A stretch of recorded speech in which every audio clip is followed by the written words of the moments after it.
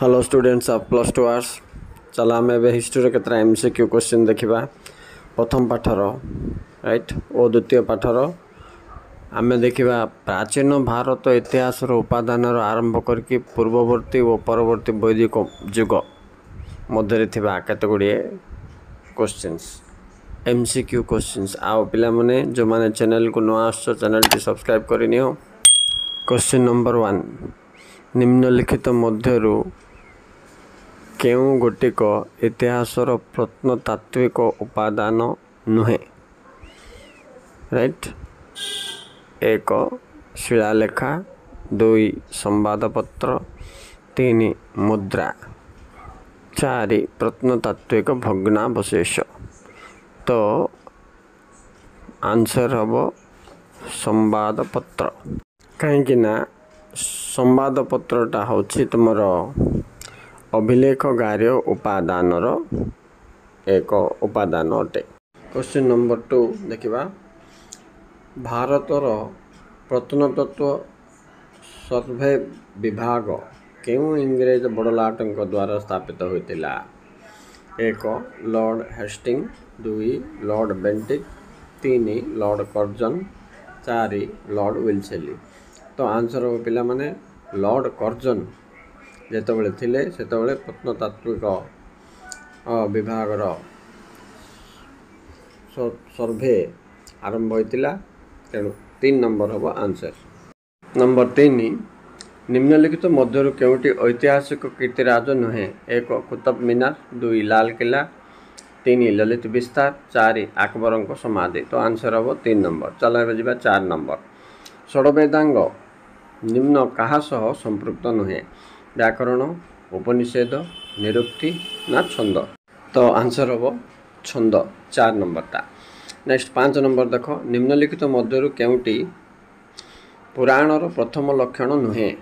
1 सर्ग 2 वंशानुचरित 3 मनंतर 4 वंश। तो आंसर हम 1 नंबर सर्ग। तापर नेक्स्ट जा 6 नंबर गुप्त जुगरे निम्नलिखित मध्यरु केउटी पुराणटी बा केउं पुराणटी लिखित होई नथिला विषय से पचारछि। 1 वायु पुराण 2 ब्रह्मांड पुराण 3 मत्स्य पुराण 4 आकाश पुराण। तो आंसर हम 4 नंबर आकाश पुराण। नेक्स्ट क्वेश्चन जा 7 नंबर ख्रीष्टीय 7म शताब्दी रे कहा राजत्व समय रे चीन परिव्राजक हुएंसा भारत में पदार्पण करथिले। 1 कनिष्क 2 विक्रमादित्य 3 चंद्रगुप्त 4 हर्षवर्धन। तो आंसर हम हर्षवर्धन राजत्व समय रे हुएंसा भारत को आसीथिले। कहीं आसीथिले ना बौद्ध धर्म अध्ययन करने आसीथिले नालंदा यूनिवर्सिटी रे रहिथिले।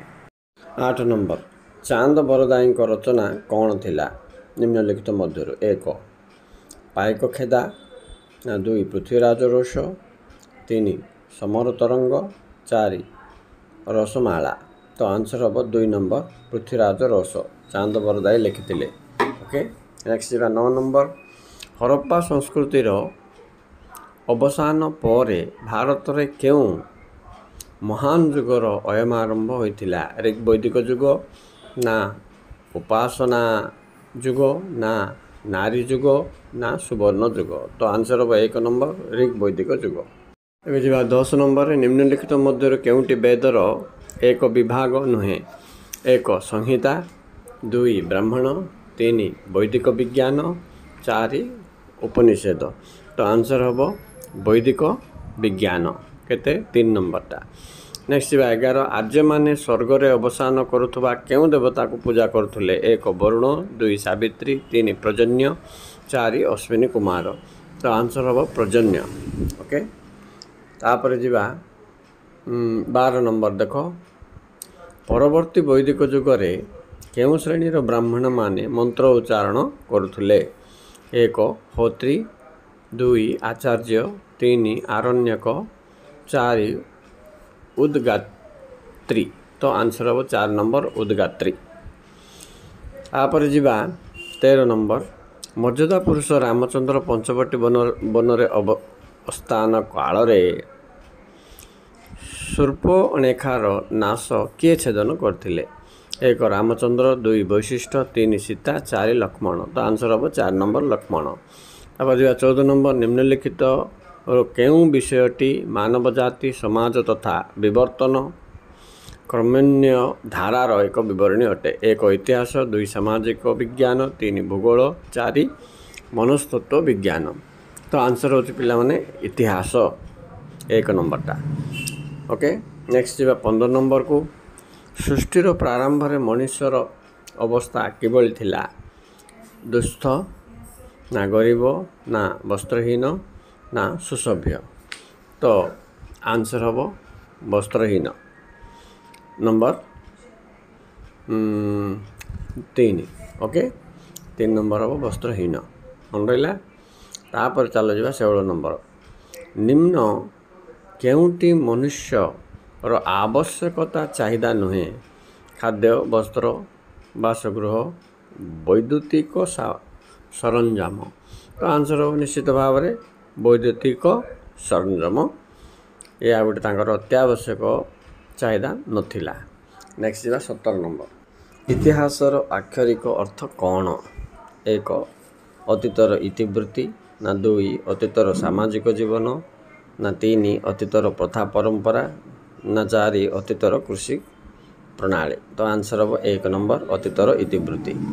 ତାପରେ ଯିବା 18 ନମ୍ବର। ପୃଥିବୀର କେଉଁଠି ପ୍ରଥମେ ଇତିହାସ ଲେଖନ ଆରମ୍ଭ ହୋଇଥିଲା? 1 ଭାରତ, 2 ଗ୍ରୀସ୍, 3 ସାଇବେରିଆ, 4 ଯୁକ୍ତରାଷ୍ଟ୍ର ଆମେରିକା। ତ ଆନ୍ସର ହେବ ପିଲାମାନେ ଗ୍ରୀସରେ ଫାଷ୍ଟ ହେରୋଡୋଟସ୍ ଥିଲେ। ହେରୋଡୋଟସ୍ ହିଁ ପ୍ରଥମ ଐତିହାସିକ ଯେ ଇତିହାସ ଲେଖନ ଆରମ୍ଭ କରିଥିଲେ। ତ ଏ ଥିଲା 18ଟା କ୍ୱେଶ୍ଚିନ୍ ଆର ଆନ୍ସର MCQ ଆମେ କଲେ। ନେକ୍ସଟ କ୍ଲାସ୍ରେ ଆମେ କ'ଣ କରିବା? ଆଉ 18ଟା 20ଟା କରିବା।